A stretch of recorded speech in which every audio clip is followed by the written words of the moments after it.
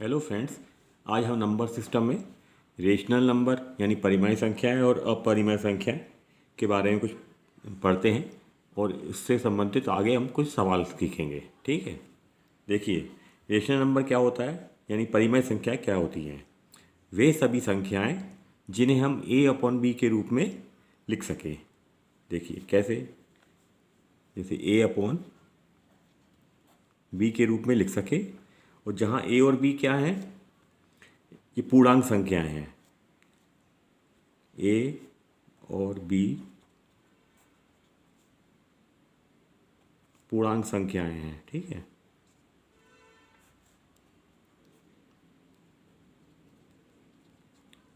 अच्छा, और ये होता है कि इसमें b भी जो है जीरो नहीं होना चाहिए। ठीक है, तो इसको हम परिमेय संख्याएं बोलेंगे। इसको मैं एग्जाम्पल बताता हूँ। इसको हम q से भी लिख सकते हैं, q से डिनोट कर सकते हैं। तो जैसे 3/8, 7/15 या -6/11, जैसे ये जो संख्या हैं ये जो रेशनल नंबर कहलाते हैं। ठीक है, यहाँ a और b क्या है, यानी ऊपर नंबर और जो नीचे नंबर ये क्या सब क्या है, पूर्णांक हैं, और b जो है जीरो नहीं होना चाहिए। ठीक है, तो इनको हम परिमेय संख्या बोलते हैं। अब हम ये देखते हैं कि जैसे खाली ये 8 लिख दिया मैंने, तो क्या ये परिमेय संख्या है? तो हम इसको कैसे लिख सकते हैं? देखिए 8 को यदि हम 1 से डिवाइड कर दें, यदि इसको हम 8 को 1 से डिवाइड कर दें तो उसकी वैल्यू 8 ही रहती है। 1 से भाग करेंगे तो 8 ही रहेगा। तो ये एक तरह से भिन्न का रूप हो गया। ठीक है, तो ये भी परिमेय संख्या हो गई। ठीक है, 8 भी परिमेय संख्या हो गई इस तरीके से। और देख लेते हैं, जैसे -3 है, क्या ये परिमेय संख्या है? देखिए ये इंटीजर तो है। अच्छा, इसको भी हम यदि 1 से भाग कर दें, -3/1 लिख दें, तो ये वैल्यू 3 ही रहेगी इसकी। ठीक है ना, पर ये क्या बन जाएगा, इसको हम परिमेय संख्या बोल सकते हैं। कोई भी नंबर है जैसे, तो अगर उसमें नीचे कोई नंबर नहीं है, उसके नीचे हम 1 लिख दें तो उसमें कोई चेंजेस तो आते नहीं हैं। जैसे एक और बता देता हूँ मैं आपको, जैसे 23 लिखा है। ठीक है, तो यदि हम इसको 1 से भाग कर दें, 23/1 लिख दें, तो ये संख्या तो 23 ही रहेगी। तो ये परिमेय संख्या कहलाएगी। ठीक है ना, इस तरीके से ये जो नंबर है, जैसे 8 है, -3 है, 23 है, ये सब परिमेय संख्याएं कहलाती हैं। और देख लेते हैं, जैसे क्या जीरो परिमेय संख्या है? देखिए जीरो लिखा मैंने, तो क्या ये परिमेय संख्या है? हाँ, ये भी एक परिमेय संख्या है, क्योंकि हम जीरो को इस तरीके से भी लिख सकते हैं, जैसे 0/5 लिख दें। ठीक है, तो ये वैल्यू तो जीरो ही रहेगी उसकी। जीरो के नीचे कोई नंबर है तो उसको जीरो ही, उसका आंसर जीरो आएगा। तो इस तरह से ये भी एक परिमेय संख्या बन गई। ठीक है, या 0/11 लिख दिया मैंने जैसे, तो ये भी एक परिमेय संख्या हो गई। यानी जीरो भी परिमेय संख्या है, क्योंकि 0/11 मतलब जीरो होता है। ठीक है, इसी प्रकार यदि हम देखें दशमलव नंबर देख लें, जैसे 0.7 लिखा मैंने, तो क्या ये परिमेय संख्या है? तो इसको हम किस तरीके से लिख सकते हैं? दशमलव हटा देंगे हम इसका, तो ये हो जाएगा 7/10। ठीक, तो ये भी एक भिन्न के रूप में हो गया, यानी a अपॉन बी के रूप में हो गया, और b जीरो नहीं है, तो ये भी क्या हो गया, परिमेय संख्या बन गई। इसी प्रकार जैसे 0.23 है, तो इसको हम किस तरीके से लिख सकते हैं? इसके दशमलव हटाएंगे तो नीचे 100 लिख देंगे, 23/100 हो जाएगा ये। ठीक, तो ये भी एक परिमेय संख्या कहलाएगी। यानी अगर दशमलव में कोई नंबर दिया है तो ये भी परिमेय संख्या होती हैं। ठीक है, तो चलिए अब हम देखते हैं कि इरेशनल नंबर्स क्या होते हैं। जो इरेशनल नंबर होंगे इसको हम a अपॉन बी के रूप में नहीं लिख सकते, नहीं लिख पाए या नहीं लिख सकते। और जहाँ a और b क्या है, a और b ये पूर्णांक ही हैं, और इसमें भी कोई कंडीशन है कि b जो है जीरो नहीं होना चाहिए। ठीक है, अच्छा, वहाँ हम a अपॉन बी के रूप में लिख सकते थे तो वो परिमेय संख्याएं थी, और जहाँ ये है कि a और अपॉन बी के रूप में नहीं लिख सकते इसको, तो ये अपरिमेय संख्या कहलाएंगी।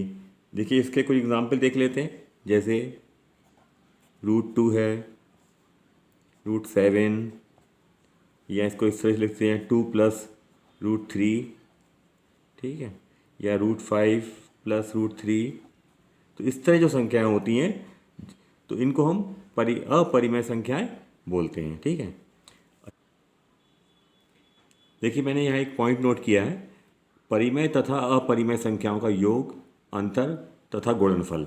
क्या होता है, एक अपरिमेय संख्या होगा, जैसे मैं एग्जाम्पल बता देता हूँ आपको। जैसे मैंने लिखा 2+√3, तो देखिए यहाँ पे 2 क्या है, परिमेय संख्या है, और ये √3 अपरिमेय संख्या है। तो इन दोनों को जैसे जोड़ा हमने तो क्या बन गया, वो अपरिमेय संख्या हो गई। ठीक, इसी प्रकार यदि हम उसको गुणा करते हैं, जैसे 5√7 लिख देता हूँ, तो इन दोनों का मतलब मल्टीप्लाई है, 5 गुणा 7 है, √7 है, तो ये भी क्या है, एक अपरिमेय संख्या बन गया। जबकि इसमें एक परिमेय है, एक अपरिमेय संख्या है, पर जब इन दोनों को गुणा किया हमने तो वो अपरिमेय संख्या बन जाती है। इसी प्रकार अंतर लेते हैं तब भी वो एक अपरिमेय संख्या बन जाएगा। ठीक है, अब देखते हैं कि रियल नंबर क्या होते हैं। देखिए वास्तविक संख्याएं क्या होती हैं, वे संख्याएं जो या तो परिमेय हो अथवा अपरिमेय हो, वास्तविक संख्याएं कहलाती हैं। एक प्रकार से सभी नंबर जो हैं रियल नंबर कहलाते हैं, चाहे वो प्राकृतिक संख्याएं हों, पूर्ण संख्याएं हों या पूर्णांक हो, उनको भी हम एक तरह से वास्तविक संख्या बोलते हैं। तो वास्तविक संख्या मतलब हर नंबर जो है एक तरह से वास्तविक संख्या या रियल नंबर होता है। चलिए यहाँ पे देखते हैं कि प्राइम नंबर्स क्या होते हैं और कंपोजिट नंबर क्या होते हैं। ठीक है, देखिए प्राइम नंबर में क्या होता है, एक से बड़ी वे संख्याएं जो एक और अपने के अतिरिक्त किसी अन्य संख्या से पूरी पूरी विभाजित ना हो, तो उसको हम क्या बोलते हैं, प्राइम नंबर्स बोलते हैं या अभाज्य संख्या कहते हैं। जैसे देखिए इसका एग्जाम्पल है 2, 3, 5, 7, 11, 13। ठीक है, देखिए 2 जो है 1 से डिवाइड हुआ, 2 से डिवाइड हो सकता है, पर किसी अन्य नंबर से डिवाइड नहीं हो सकता। इसी प्रकार 3 है, 1 से डिवाइड और 3 से डिवाइड होगा, पर किसी अन्य नंबर से डिवाइड नहीं होगा। इस प्रकार ये संख्याएं होती हैं कि वो एक और अपने के अलावा किसी और नंबर से डिवाइड नहीं होती। चलिए इस पर कंपोजिट नंबर देखते हैं क्या होते हैं। देखिए इसमें भी वही है कि एक से बड़ी वो संख्याएं जो एक और अपने के अतिरिक्त किसी अन्य संख्या से भी विभाजित हो जाएं। ठीक, तो इनको हम क्या बोलते हैं, कंपोजिट नंबर बोलते हैं। जैसे देखिए एक से बड़ी लेना हमको, तो यहाँ 4 से शुरुआत होगी, क्योंकि उसके पहले 2 और 3 आएगा, तो वो भी क्या होते हैं, प्राइम नंबर होते हैं। देखिए 4, 6, 8, 10, 12 ये सब क्या है, भाज्य संख्या कहलाती हैं। इस तरह के और भी संख्या हैं आगे। तो देखिए 4 जो है 1 से डिवाइड हो जाएगा, 4 से भी डिवाइड हो जाएगा, और ये 2 से भी डिवाइड हो जाएगा। ठीक है ना, मतलब अपने के अलावा ये किसी और नंबर से भी डिवाइड हो रहा है। जैसे 6 है, देखिए 6 1 से हो सकता है, 6 से हो सकता है, उसके अलावा ये 2 और 3 से भी डिवाइड हो सकता है। इस प्रकार ये नंबर हैं, तो ये संख्याएं क्या कहलाती हैं, भाज्य संख्याएं कहलाती हैं। देखिए एक चीज़ बता दूँ मैं, नोट एक आपको पॉइंट, कि एक ना तो भाज्य है और ना ही अभाज्य संख्या है। ठीक है, चलिए देखते हैं कि फेस वैल्यू क्या होती है। देखिए किसी संख्या में फेस वैल्यू क्या है, ये कैसे निकालेंगे। देखिए किसी संख्या में किसी अंक का जातीय मान उस अंक का अपना मान होता है। ठीक है, चाहे वो अंक किसी भी स्थान पर क्यों ना हो। जैसे हम देख लेते हैं एग्जाम्पल से समझते हैं इसको। जैसे नंबर लिखा मैंने ये 573। ठीक है, तो इसमें 3 जो है इकाई अंक पे है, 7 दहाई अंक पे है, और ये सैकड़े पे है। ठीक है ना, पर इसमें क्या है, फेस वैल्यू क्या होती है। जैसे मैं पूछूं कि 5 की फेस वैल्यू क्या है, इसमें इस नंबर में 5 की फेस वैल्यू क्या है, तो वो फेस वैल्यू वही होगी जो नंबर है। जैसे 5 है तो 5 ही होगी, तो 5 की फेस वैल्यू क्या होगी,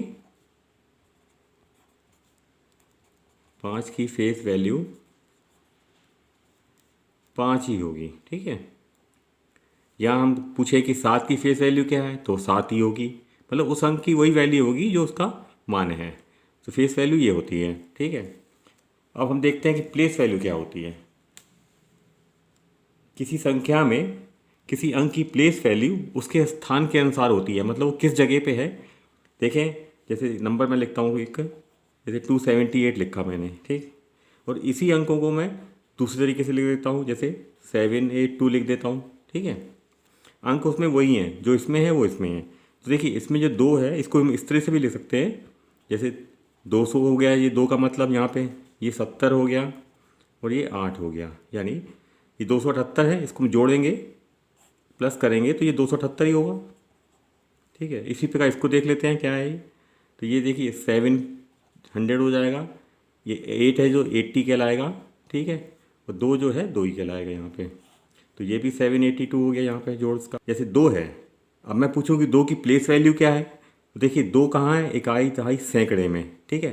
तो 2 की वैल्यू क्या करेंगे हम, इंटू 100 करेंगे, मतलब सैकड़ा है तो 200 हो जाएगी, ठीक है। अब जैसे 7 की वैल्यू देखें, प्लेस वैल्यू क्या है, तो वो दहाई अंक पे है, मतलब यहाँ पे है, तो उसकी वैल्यू कितनी होगी, इंटू 10 कर देंगे 7 में, तो 70 हो गई वो। 8 क्या है, इकाई अंक है, तो ये 8 ही रहेगा। तो यदि हम पूछें कि इस अंक में 7 की प्लेस वैल्यू क्या है, तो वो 70 होगी, ठीक है। और पर देखिए यहाँ पे भी 7 है। अच्छा, यहाँ हम पूछे कि 7 की प्लेस वैल्यू क्या है, तो ये क्या है, इकाई दहाई सैकड़े में है, ठीक है।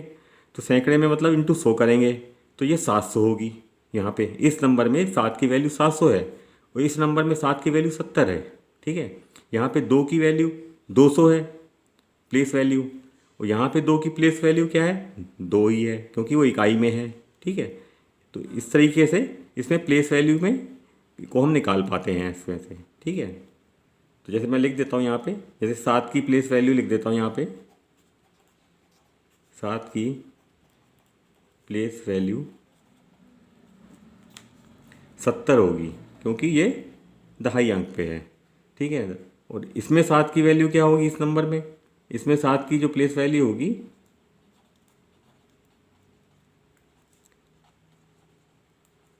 वो होगी 700।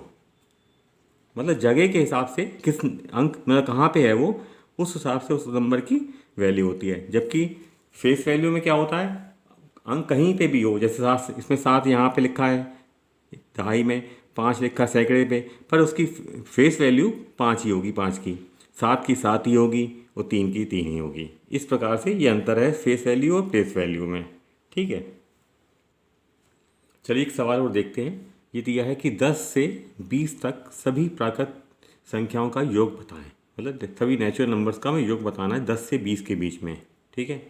तो इस पर हम क्या करेंगे, देखिए हमारे पास जो फार्मूला है n into N plus one oblique 2, देखिए ये n into N plus one बटे 2। तो ये क्या है, 1 से लेकर जो की संख्या का हमें योग निकालना हो, जैसे 20 तक का योग निकालना है तो n की जगह 20 रख देंगे, पर यहाँ पूछा है 10 से 20 तक, ठीक है। तो हम क्या करेंगे, पहले 20 तक का योग निकाल लेंगे इस फार्मूले से। और देखिए 10 के नीचे 9 संख्याएं और हैं, 1 2 3 4 5 6 7 8 9, ठीक है। तो 9 तक का फिर योग निकाल के माइनस कर देंगे इसमें से 20 से, तो हमें 10 से 20 तक की संख्याओं का नेचुरल नंबर्स का सारा योग मिल जाएगा। देखिए कैसे करेंगे इसको, पहले हम 20 तक निकाल लेते हैं। तो 20 तक निकालने की क्या करेंगे हम, 20 n की जगह रख देंगे यहाँ 20, और n into N plus one हो जाएगा 20 प्लस 1, ठीक, वो बटे 2। इसमें से क्या माइनस कर देंगे, 10 से 20 पूछा था, तो मतलब 9 तक की संख्याओं का योग हम माइनस कर देंगे इसमें से। तो 9 का मतलब ये हो गया, n की जगह 9 रख देंगे इधर, और यहाँ हो जाएगा 9 प्लस 1 बटे 20 बटे 2। तो इस प्रकार इसको सॉल्व कर लेते हैं। देखिए क्या होता है, ये 20 और यहाँ 2 से ये 20 भी कट जाएगा, तो ये हो जाएगा 10, और ये हो जाएगा 21, यानी 10 गुणे 21 हो जाएगा ये।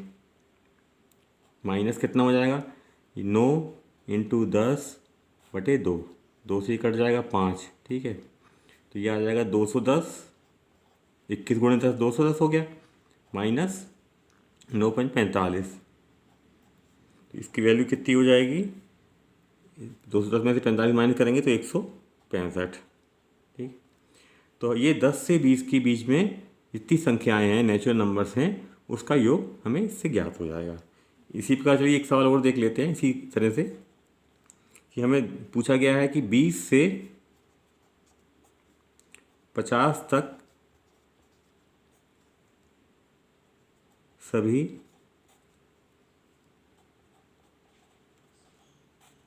प्राकृत संख्याओं का योग बताएं, का योग निकालना है, ठीक है। तो इसके लिए हम क्या करेंगे, देखिए इसमें वही करेंगे, 50 तक की पहली संख्याओं का योग निकाल लेंगे, और उसमें से हम 20 से 50 पूछा है तो 19 तक संख्याओं का योग हम इसमें माइनस कर देंगे, ठीक है। तो देख लेते हैं कैसे करेंगे इसको। देखिए फार्मूला यही है, n into N plus one oblique 2। तो ये 50 तक का निकालेंगे तो योग क्या हो जाएगा, 50 गुणे n+1 मतलब 50 + 1 बटे 2। तो ये हो गया 1 से लेके 50 तक की संख्याओं का योग। ठीक, इसमें से हम क्या करेंगे, 19 तक की संख्याओं का योग माइनस कर देंगे। तो 19 रख देंगे n की जगह हम, तो 19 ब्रैकेट में आ जाएगा 19 + 1, ठीक है, 19 + 1 मतलब, और बटे 2। तो इसको हम सॉल्व कर लेंगे, 2 से ये कट जाएगा 25 बार, तो 25 इंटू 51 हो जाएगा ये, माइनस ये हो जाएगा आपका 19, और यहाँ गुणे में आ जाएगा 20 बटे 2। 2 से ये कट जाएगा 10 बार, तो 25 इंटू 51 हो जाएगा 1275 माइनस 190, इसमें से माइनस कर देंगे, तो ये आ जाएगा आपका 5801 यानी 1085। तो ये 1085 जो आंसर आया, ये 20 से 50 तक की सभी नेचुरल नंबर्स का योग हो जाएगा। देखिए नेक्स्ट वीडियो में हम लोग टेस्ट और डिविजिबिलिटी यानी भाज्यता की जांच, यदि कोई नंबर हमको दिया है, जैसे 5 6 9 लिखा है नंबर, ये 2 3 या 4 के संग से पूरा पूरा कट सकता है, तो कैसे निकालें, जांच करेंगे, इसको देखेंगे। यहाँ संख्याओं के गुणनफल में इकाई का अंक ज्ञात करना है हमें। तो जैसे ये नंबर दिए हैं हमको, इनका जो मल्टीप्लाई करने के बाद इकाई का अंक क्या होगा, इसकी जांच कैसे करते हैं या क्या अंक कैसे निकालते हैं, इसको देखेंगे। और घातीय रूप की संख्याओं में इकाई का अंक ज्ञात करते हैं किस तरीके से, इसको देखेंगे। यानी से ये नंबर दिया है, इसकी पावर 125 लिखी है, तो इसकी वैल्यू इकाई का अंक क्या होगा इसमें सॉल्व करने के बाद, तो ये कैसे निकालते हैं, इसको हम अगले वीडियो में देखेंगे। अगर आपको मेरा यह वीडियो अच्छा लगा हो तो प्लीज़ मेरे चैनल को लाइक शेयर एंड सब्सक्राइब करें और बेल आइकन को प्रेस करें, ताकि आने वाले नए वीडियो की नोटिफिकेशंस आपको मिलती रहें। Thank you.